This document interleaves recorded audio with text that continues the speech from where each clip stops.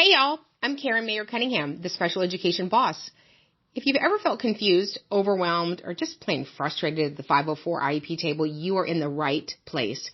Every week, I'm breaking down the rules, the rights, and the realities of special education so you can walk into meetings informed, empowered, and ready to make real change. And whether you're a parent, a teacher, an advocate, a school-based member, or somebody who's just trying to do right by a student, this podcast gives you straight talk, real answers, and tools that you can use immediately. I'm not here to play politics. I'm not here to play sides. I'm here to train people who sit at the table and teach you how to follow the law, ask the right questions, and protect the rights of students. So go ahead and hit subscribe, share this with a friend, and you know what? Meet me back here every single week. We're not just talking about change. We're making it. Because when you know better, you do better. And when we get it right for the child, we get it right for everybody. Hey y'all, welcome back. It is our night to Ask the Advocate. So thank you for joining us wherever you're tuning in. If we haven't met, I'm Mayer Cunningham, special education boss, training everyone that sits at the 504 IEP table to navigate and negotiate successful student outcomes. So tell us what we can help you with. What are your questions? So one of the questions that we're getting already is, had a lot of parents call and say, school's starting in 5, 6, 8 days. And people are being told they have to have the meeting before school start. Have to is not a law. So you rushing a parent doesn't make that a federal statute. So certainly, we are happy to come to an IEP meeting and collaborate about student outcomes, but don't fall into the we have to thing. So San Marcos, hey, Mary Austin. I love San Marcos. So the other questions that we're getting is when do our children get their class assignments? And we do not know. I think that they put them up with tape and then lock the door and run off. I think that's usually how classroom assignments are. I don't think when I went to school in 1912, we had classroom assignments. You just got Miss Ratchet and that's who you got. So now there's other people that want certain teachers. So any questions you guys put in below and we'll be happy to answer. You don't want to miss the Academy tonight because we are doing a very deep dive intensive training on working with paraprofessionals. What is the state obligation? What is the federal obligation? What is the legal obligation of your district? Whether you're in Hawaii or, the Hamptons, which is probably where y'all are, it's the same requirement. So what we saw all of last year was districts just throwing paras all over the place to deliver special education without any supervision. And we're going to really tease that out for you tonight with guidance from the Office of Special Education Programs, federal laws, federal statutes, so that you'll have them when you go into your next situation and there is not a special educator providing services to your child for their special ed minutes and solely a para or level 1 aide. Okay? So, Rachel, do you have any questions in your heart that you would like to ask? Yeah, so a lot of people have been asking us about our time on Capitol Hill, and they'd love to hear you kind of just share that and share what we did. Yeah. Yeah, so this is our third time. It was my third time to go, and we've really got some relationships starting to build. We're working on myself presenting before Congress our concerns as it relates to the Individuals with Disabilities Education Act, 504, and talking about fully funding IDEA. Currently, it's funded at about 11%. The commitment 50 years ago was 40%. And then we certainly additionally want to have some enforcement mechanisms. So we don't want to just keep throwing money at something if we're not going to change the way we're doing it. Last year, $900 billion with a B dollars were spent in education, $18,000 a child. And our outcomes are decreasing instead of increasing. And then we certainly want a mechanism, if a state is going to receive federal funds for children with disabilities, that there's an actual, the funds actually get to the teachers, to the general ed teachers, the special ed teachers, the paras, and the students. We find that a lot of the money seems to be staying at the district level, which was not the intention of the federal funding. So, we're very excited about working with people on the Hill. All right. Here we go. We're starting to get a few questions in. If there is no special ed teacher, can 2 permanent substitute teachers teach the class?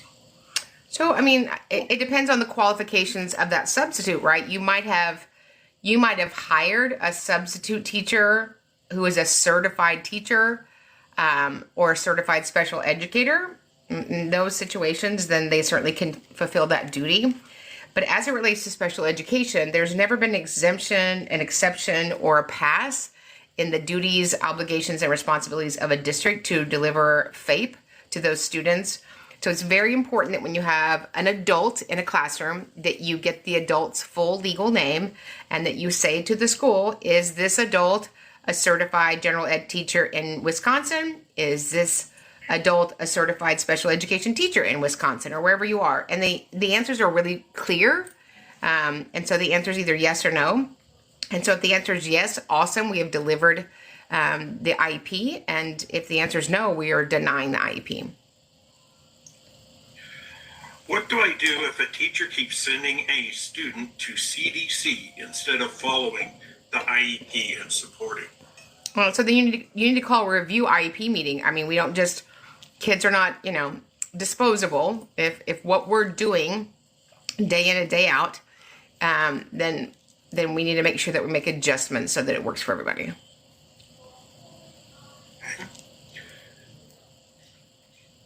Excuse me. So someone asked about, is there a law for secondary self-contained student-to-teacher parent ratio? So there's not a law under IDEA about ratios. There are some states that we see that have some language in their state statutes about ranges of ratio. Again, it would be very hard to put a ratio on it because each child's needs are different. You might have a large number of children in a class that don't have a lot of needs, that they need the assistance of another person all the time. And then you might have a student that has really high behavioral needs that need more adult input. So it just really depends on, the makeup of the classroom that you're working in. What accommodation should you get if a child cannot read a font? It depends on why they can't read. Is it they can't read because they have a vision impairment? Can they not read because they've not had correct instruction? Is it they can't read because they're many years behind? And so the accommodation, we had an accommodation to make sure that the 504 works or that the IEP goals are met. So before the accommodation, I would look at see what kind of instruction we can modify or adjust to see if we can mitigate that gap. Oh boy. Is a teacher allowed to discuss information with their spouse? So if the spouse is not going to the IEP meeting, as the spouse is not part of the IEP team, there would be no legal reason for that. So what happens in an IEP meeting is confidential and should be kept with the members that have a reason, an educational reason to understand and talk about that data. What's your opinion on 504 versus IEP? Should I push for IEP and not just 504? So any child that has a 504 has already triggered child find. And so child find in the federal statute 300.111 says that the LEA, the local education agency, has an obligation, duty, and responsibility to ILE, identify, locate, and evaluate children with suspected disabilities who may be in need of special education and related services. So we don't even suspect a disability at the level of a 504. We already know they have a disability. So that should legally already have triggered a full evaluation. The great thing about a full evaluation, it will do one of two things. It'll identify or eliminate, and we want both of those things. You'd be hard pressed to find a child with a disability in school that solely needs accommodations. It's happened. It certainly happens, but I think too often we push parents towards a 504 and it doesn't really give them the supports that what they need. My daughter's IEP was not met last year due to them not following it correctly. Should I keep it? So the IEP is the program. If they didn't follow it, we don't get rid of the program. We require the school to implement it with fidelity. So once the IEP is signed upon and agreed by all stakeholders, then it's codified, right? It's legal. So I would have a review IEP meeting and sit down with the team and confirm that we all understand the purpose of the IEP, the intention, and then talk about who are the persons that will implement the many components of it. governing board is trying to deny the hiring of new SPED one-on-one aides as they met the evaluation. Yeah, I mean, so we don't have a board meeting and deny people their IEP, so that would be problematic for me. So every school district in the United States of America is charged with implementing the IEP. So if there was a governing elected body that was trying to usurp their responsibilities, I certainly would file a federal complaint with the U.S. Department of Education Office of Civil Rights. Okay. A parent is requesting the raw data in addition to the summarized data in progress reports. Your thoughts?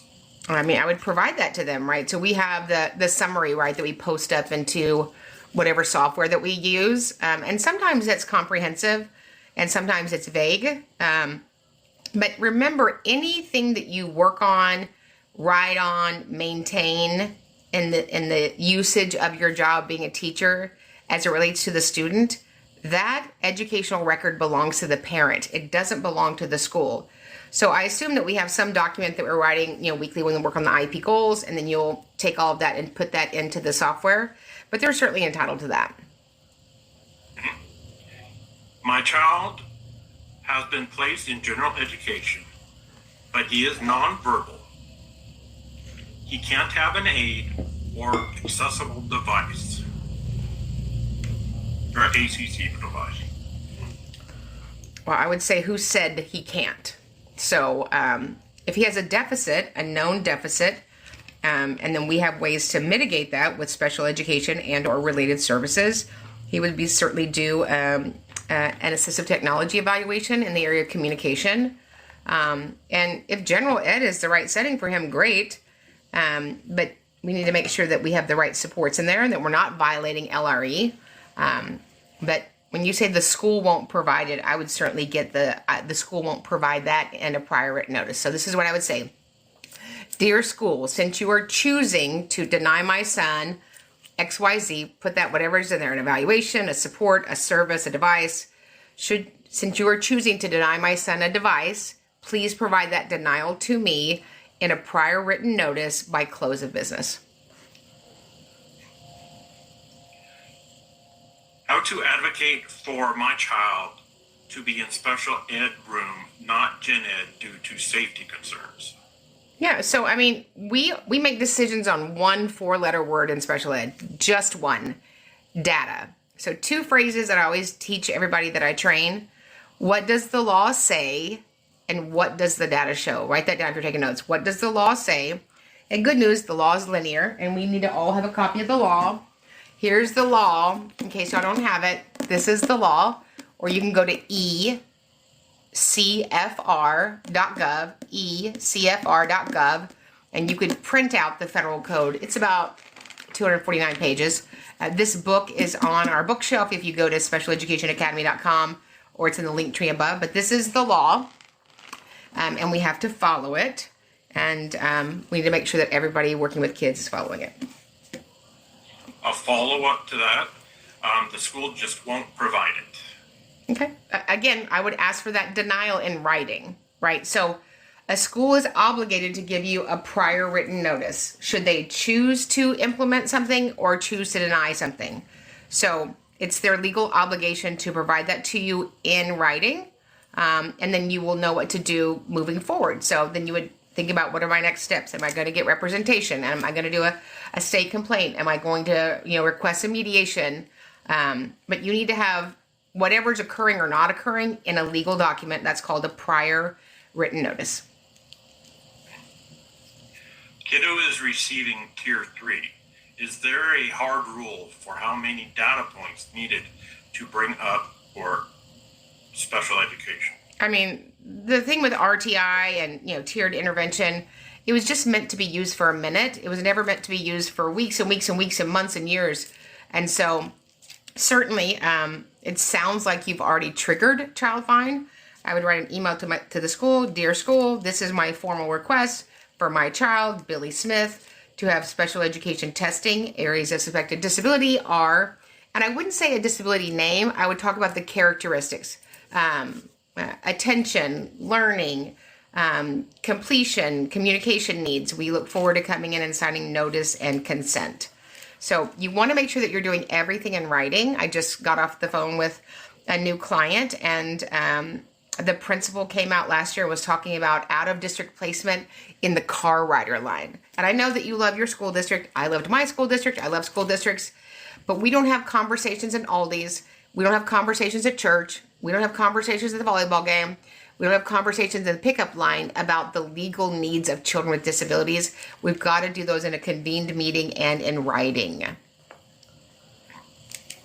If a child masters the state test, do you think they would qualify to move to a resource class?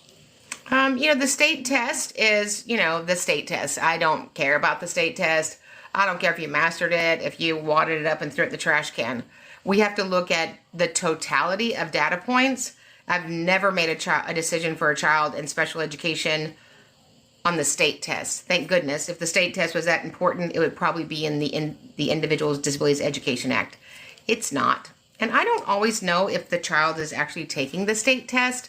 I had a student last year that we found out that she actually had gotten above grade level on a district reading assessment. And we found out later that she didn't actually take it. I know that's shocking. I'm sure that's never happened anywhere else.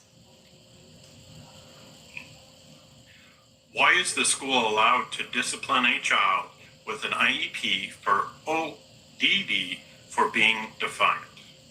So, it's really important that when we are writing the IEP, and we're doing a series right now in the Academy called Every Page of the IEP, there's a section in the IEP called Behavior and Student Code of Conduct. So if a student has a pattern, pathology, a past of having behaviors that impede his learning or learning of others, we want to make sure that we capture that in the student code of conduct. So we certainly want, when there's a disciplinary need, that we address it, but we also want to make sure that we've taken into consideration the accommodations and modifications that might exist in his IEP.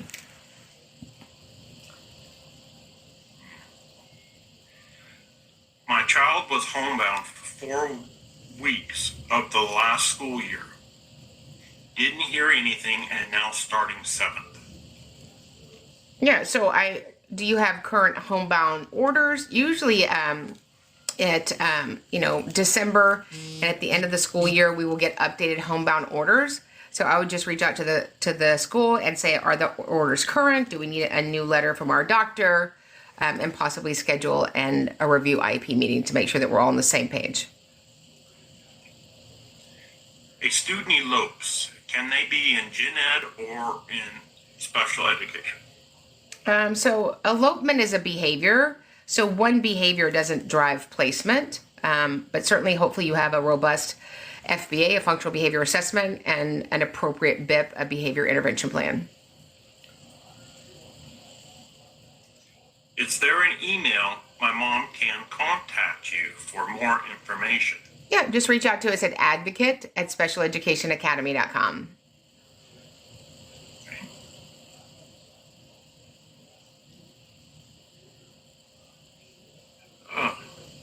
My daughter is unpredictable and has eloped from school property by trying to push into general education. That was a continuum. Yeah. Can you all help me? What? Sorry, I apologize. You're good. Do you want me to jump in with one, or? Yes, please. Yeah. When is your next course to become an advocate? So we always have our course to become an advocate. So our 2-day intensive on demand is actually half price for the month of July 2025. So if that's something you're interested in, avail yourself of that. So that'll be through the 31st. We don't have an in-person one scheduled yet, but we will get those scheduled out in the fall. We do a few a year, about 3 or 4 live virtuals, but at any time you can take the on demand.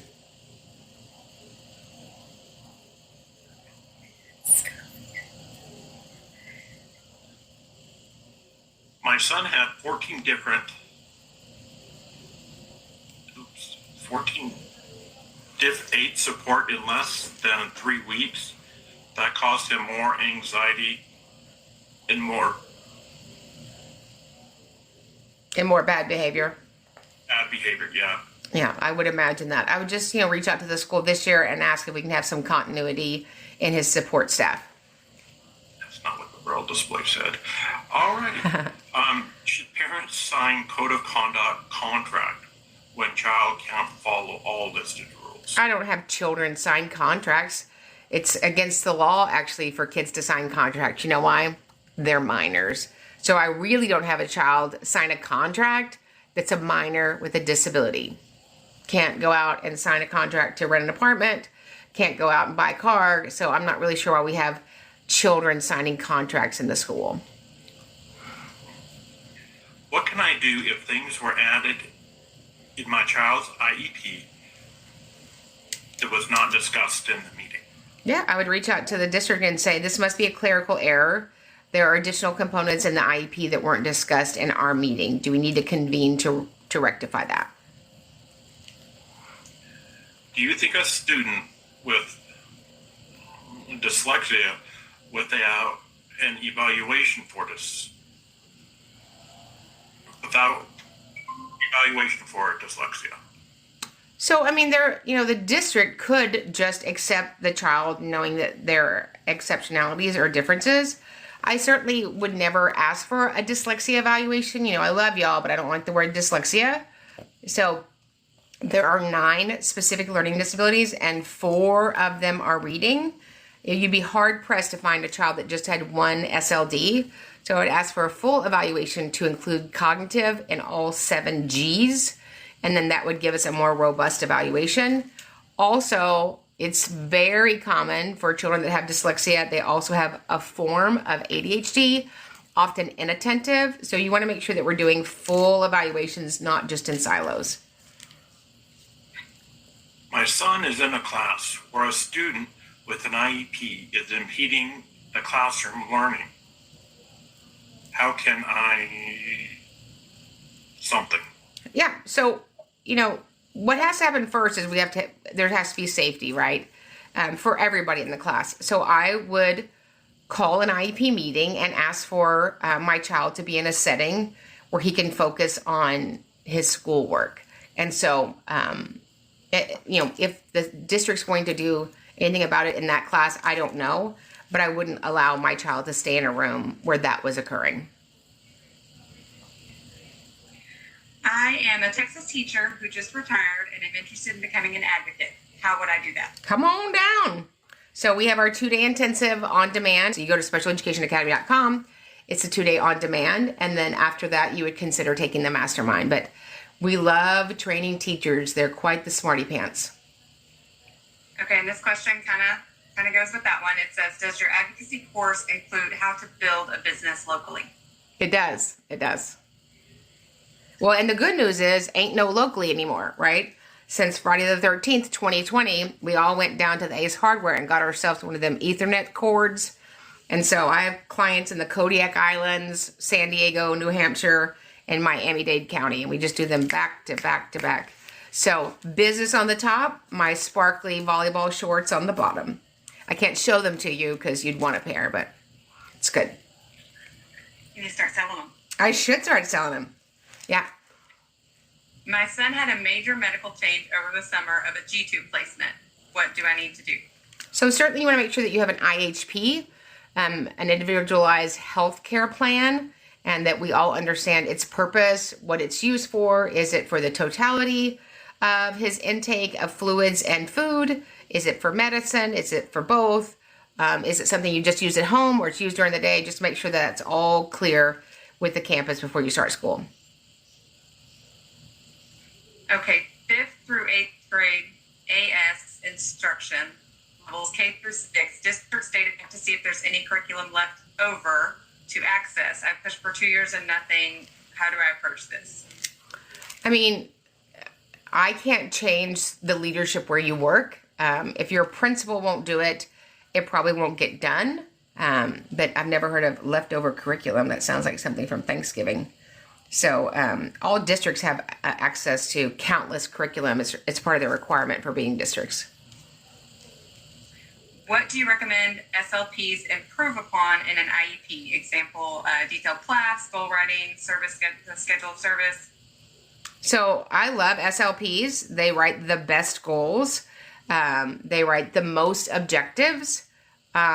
Sometimes there is great stuff that's happening during speech, but we're not having GMF. We're not having generalization, maintenance, and fluency. So really being able to hand off that great skill that you've taught, that then we're still working on repeating it in the general ed class.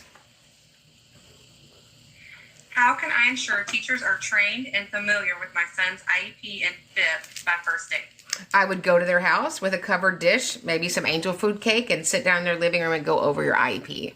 Because the truth is, my love, we do not do a good job for our teachers in supporting them. Amazing teachers go back to school a week early to get their class ready and all of these things.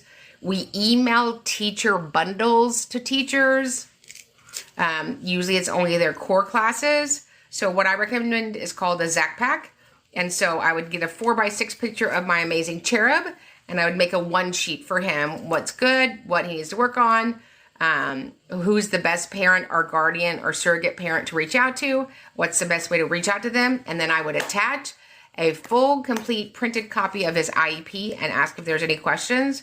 And I would provide that to every person in this campus who will be providing him an educational product. So remember, we get it right for the child, we get it right for anybody. So if you need anything, just email us at advocate@specialeducationacademy.com. Remember, when we get it right for the child, we get it right for everybody. We'll see you guys in the next training. Hit subscribe, share this with a friend, and you know what? Meet me back here every single week. We're not just talking about change, we're making it. Because when you know better, you do better. And when we get it right for the child, we get it right for everybody.